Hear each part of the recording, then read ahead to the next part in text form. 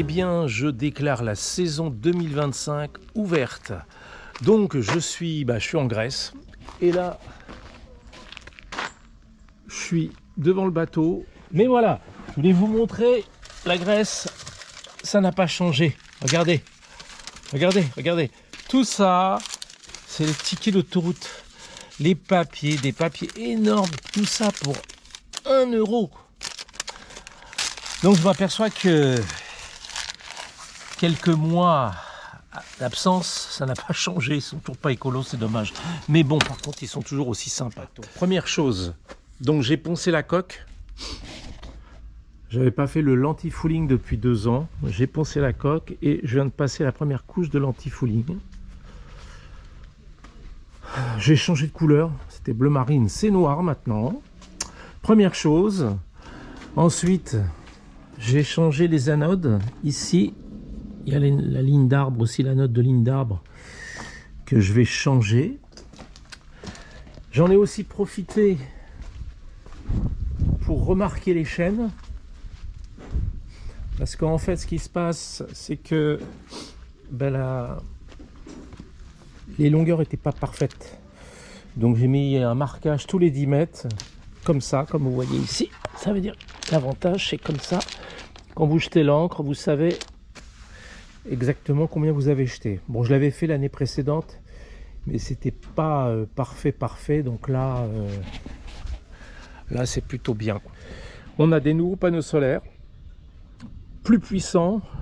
Là, j'ai 370 watts de panneaux solaires. Il y en a 2. Cette fois-ci, là, on est tranquille. On les voit ici.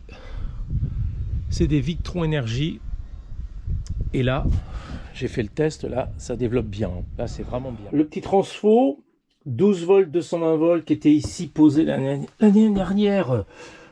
C'était un peu de la bidouille, hein, provisoirement. Il faut que je m'occupe de le fixer sur le côté de la cabine bâbord.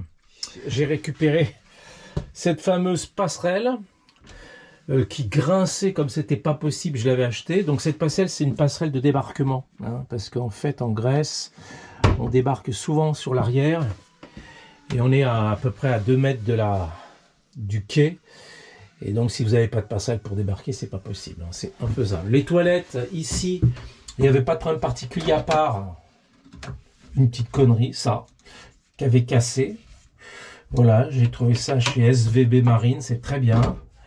Et voilà, c'est reparti, ça marche, parce que ça s'ouvrait tout seul. Ça, je vous montre la note de ligne d'arbre. C'est ça. Voilà. Je l'ai acheté hier, j'en ai acheté une. Malheureusement, j'ai pas pris le bon diamètre. Ça, c'est les anodes de propulseur. Je vais pas les changer cette année parce que, bon, en fait, j'ai regardé, elles sont en bon état. Pas m'embêter. Voilà, et puis ici, il faut que je fasse aussi l'anti-fouling de l'hélice. Ça, je l'avais pas fait l'année dernière.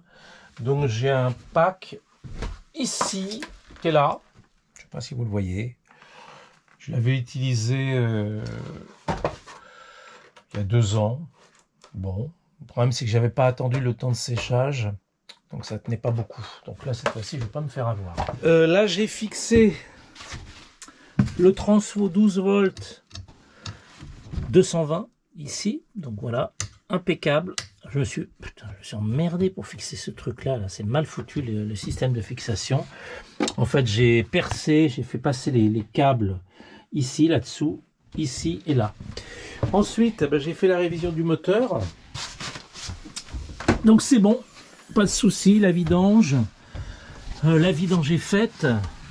J'ai changé l'impeller, le rouet de pompe à eau quand même. Il n'était pas trop fatigué.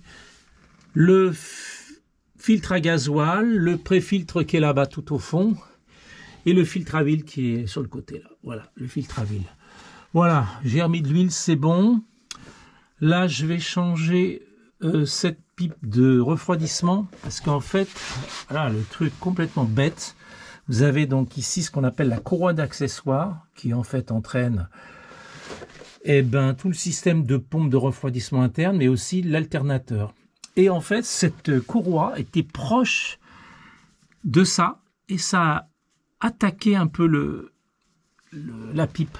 qui est je sais pas ce que c'est un caoutchouc armé, mais bon, ça l'a attaqué sur quelques millimètres, donc je préfère la changer parce que là, franchement, je sens pas le plan.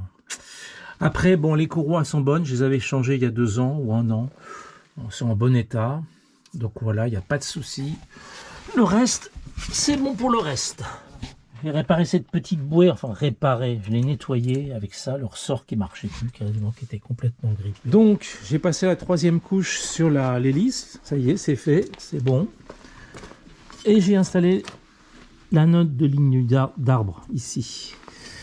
L'anode elle est là, voilà. Donc c'est bon, ça c'est bon. Ben je suis pas mal, hein, je suis pas mal. Tiens, faut que je vous montre une chose. Vous trouvez ça très drôle quand même. Le nom du bateau c'est... Regardez, c'est marrant. Libido. Ça, c'est un joli jeu de mots, hein, franchement. Bon, alors, je poursuis dans la révision. Hier, j'ai changé le filtre à air du moteur. Je l'avais jamais fait.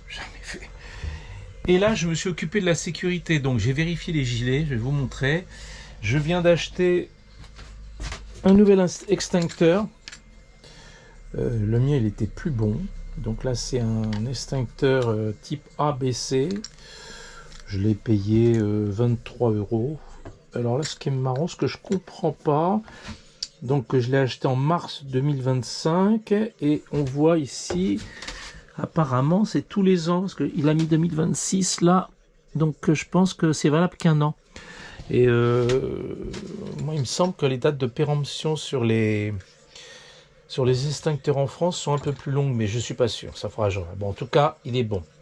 Alors, par contre, j'ai voulu changer les fusées, parce que je vous explique, figurez-vous que...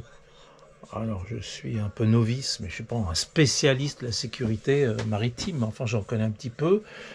J'avais un kit hauturier, c'était une grande valise où il y avait des fumigènes, les fusées parachutes, parce que c'est obligatoire en France. Et là, depuis peu, il y a juste 3 fusées qui sont obligatoires, rouges. Mes fusées, elles étaient plus bonnes. Donc j'ai voulu les changer au magasin. Je demande à la marina de Preveza, au magasin Cléopatra, s'ils en ont. Il me dit non, on ne peut pas en vendre. On n'a pas le droit. Je pense que ça doit être un décret au niveau de la ville. Je ne sais pas où il faut apparemment un agrément. Parce qu'il y a eu trop de problèmes de sécurité. Donc, pour trouver en fait des fusées, il faut aller à l'EFCADA, chez Yonian Security, je vous le dis, pour ceux qui cherchent. Donc, vous ne trouverez pas de fusée sur Preveza. Impossible. Ce que je vais faire la révision des gilets. Donc, la révision des gilets n'est pas obligatoire. Faut le faire tous les 2 ans, c'est conseillé tous les 2 ans, mais vous pouvez le faire vous-même. Donc, c'est ce que je vais faire. J'ai acheté des cartouches, je vais les vérifier, il y a des dates de péremption, après il y a tout un petit truc à faire pour vérifier ça, et puis c'est bon. Ça y est, j'ai terminé, donc j'ai tout consigné dans le carnet de bord, j'ai numéroté les gilets, vous voyez comment c'est foutu, ça c'est le gilet automatique, donc vous avez une partie avec la cartouche de gaz, le percuteur, ici manuel, en cas de si ça s'ouvre pas, et ici le détecteur d'eau salée, en fait, dès qu'il est dans l'eau, ça percute automatiquement et ça gonfle le gilet, tout autour. Sur ce gilet, ça c'est le mien, c'est celui du capitaine. J'ai rajouté une balise AIS MOB 1 que j'ai configuré avec l'immatriculation du bateau, enfin l'immatriculation, l'adresse MSN. Et voilà, ça permet ça se déclenche automatiquement, enfin normalement, si je tombe à l'eau. Voilà, donc les 5 sont révisés. Je suis tranquille comme ça. L'année prochaine, par contre, ça va être la totale parce qu'il faut que je révise le radeau de survie. Alors là, c'est une autre paire de manches, c'est très très cher, c'est de la folie. Je crois que la révision, ça doit être 5 ou 600 €. Bon, il faut que je refasse une chose, il faut que je redémonte ça parce que ça s'est coincé, là j'ai regardé ça hier. Donc, je vais redémonter mon oran automatique. Bon, je suis parti en direction de l'EFCADAS pour chercher ces fusées. chez Yonian Security. J'espère que je vais en trouver. Et alors je vais voir si je peux prendre le pont, parce que je sais qu'il y avait un pont basculant sur tout le canal là, de l'Efcas, et ce pont était fermé à un moment. Je sais que juste à la fin de l'été dernier, il y a eu des problèmes de... En fait, il n'avait plus du tout la norme, il n'était plus aux normes, donc par sécurité, il l'avait fermé. C'est-à-dire que tous les bateaux étaient obligés de faire tout le tour de l'île. Là, je ne sais pas où ça en est, on va aller voir ça. Je vais avoir peut-être un peu plus d'infos. Allez. Là, on voit bien au loin le passage de l'entrée du canal de l'Efcas. Alors, on va tourner à droite, on va voir ce que ça donne. On va voir si on peut... Allez, je prends ce pont, je pense, parce qu'en fait, je vois pas d'autre solution. Je vois pas du tout comment on fait pour accéder à... sur l'Efcas. Hein.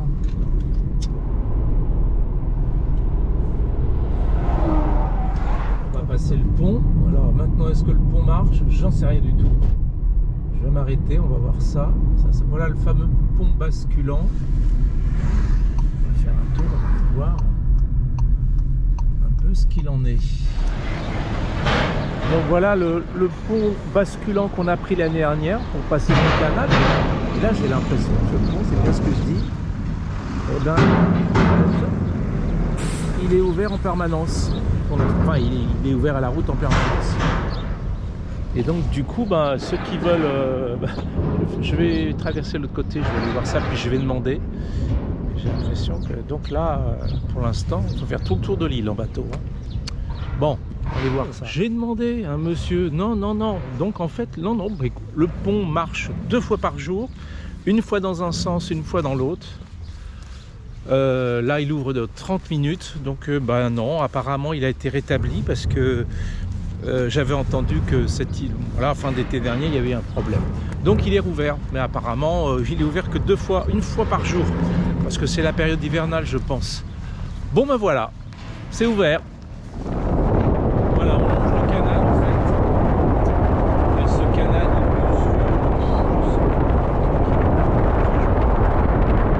ça y est, je vous explique. Regardez, c'est ici.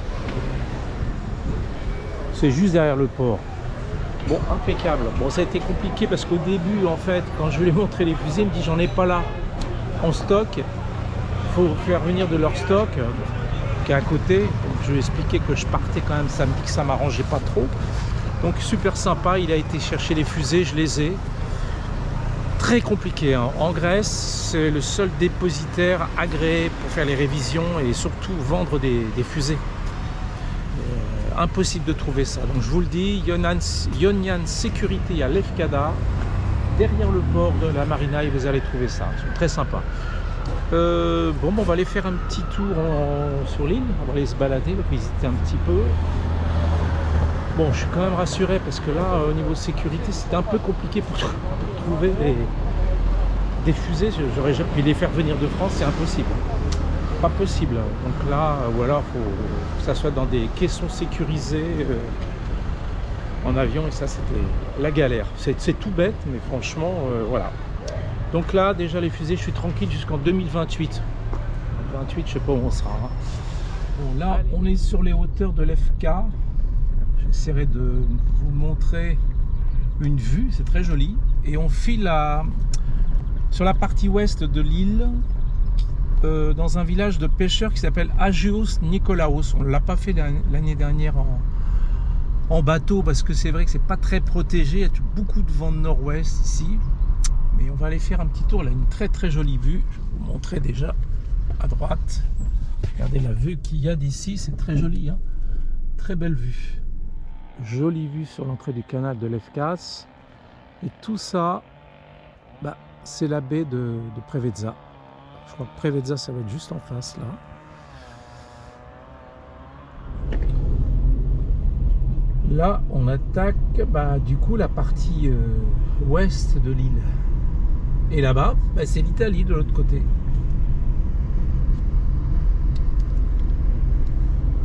Très joli. Hein.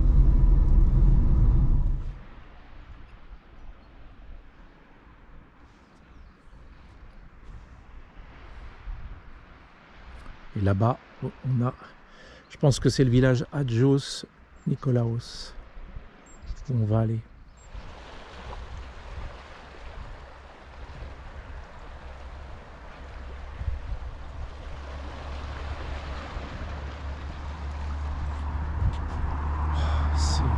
C'est calme, c'est bien, c'est une bonne période, il n'y a personne, c'est cool. Tout est fermé. Ouais, j'ai l'impression que c'est mortel, il n'y a rien du tout. Tout est fermé. Là, c'est la mauvaise, c'est sûr, c'est la saison basse saison. Donc je ne mangerai pas ici. Et je pense que l'été, ça doit être quand même un peu plus animé, parce que là, c'est mortel. Hein. Ils sont en plein travaux, ils refont tout, toutes les rues.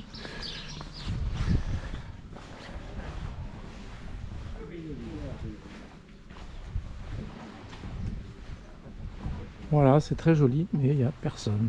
Par contre, c'est très joli. Hein. Très sympa. Hein. C'est beau. Voilà, c'est sympa, cette petite baie. Là. C'est cool.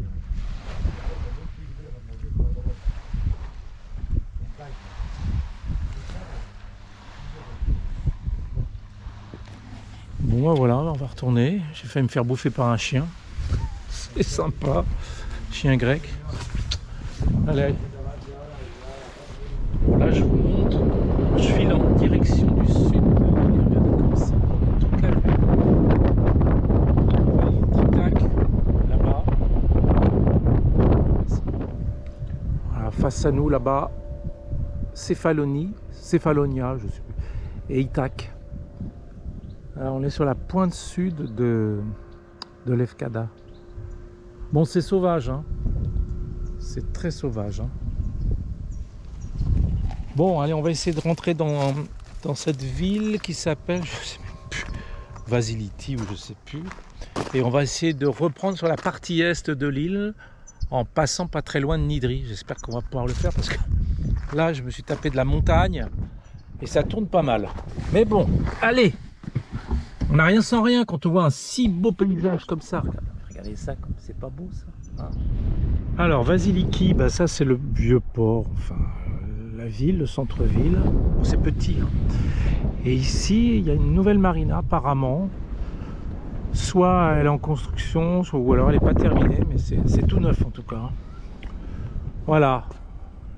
Vasiliki, une petite marina, c'est personne. Donc, soit elle n'est pas terminée d'être construite. Après, comme j'ai l'impression qu'ils enferment certaines l'hiver. Bon, bah, on reviendra peut-être. Sinon, on peut faire un mouillage dans la baie. Voilà. Bon, en tout cas, tout est fermé. Hein. J'ai pu juste prendre un café. Je crois que la période du mois de mars, c'est vraiment tranquille. Hein. Ça, on est vraiment pas gêné par le monde. Hein. Bon, donc, on repart. Et on va passer par la partie est, côté Nidri, pour rejoindre Lefka. Je suis en train de regarder là sur Navili en fait ce qui se passe. Ce port, il a été construit il y a quelques années. Il est toujours pas ouvert. Et ça a coûté plus de 18 millions d'euros à l'Union européenne. Et ils n'ont rien ouvert du tout. Donc c'est vraiment n'importe quoi. Donc c'est laissé à l'abandon. Enfin voilà, c'est ce que je suis en train de dire. Donc en fait, si on veut venir ici en bateau, il faut s'amarrer le long du vieux quai. En faisant gaffe, il y a des bouées, enfin il y a des corps morts, c'est un peu galère quoi. Quel gâchis, hein, c'est pas vrai. Bon allez, c'est ainsi.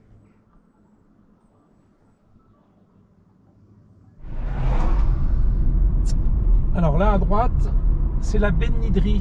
Je sais pas si on la voit, je vais essayer de... C'est là où on a mouillé, je crois 2 fois hein, l'année dernière. C'est plutôt pas mal pour le mouillage, c'est bien, c'est pratique, on est bien protégé. Et puis en you-you, on est à 10 minutes en you-you de la... Je vous montre. Voilà, baie de Nidri.